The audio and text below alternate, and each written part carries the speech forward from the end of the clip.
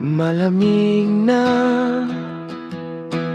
ang simoy ng hangin, nagpahiwatig na ang Pasko ay parating.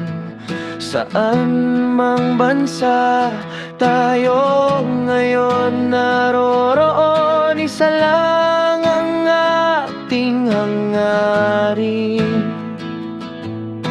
maging masaya ang pamilyang iniwan natin.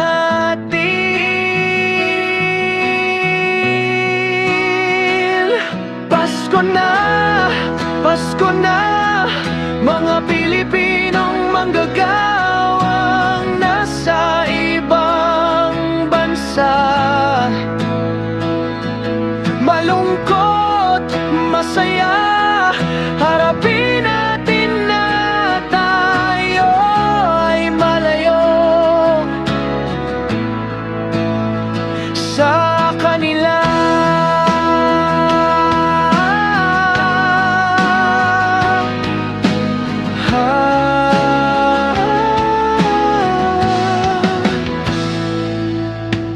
Sana sa darating na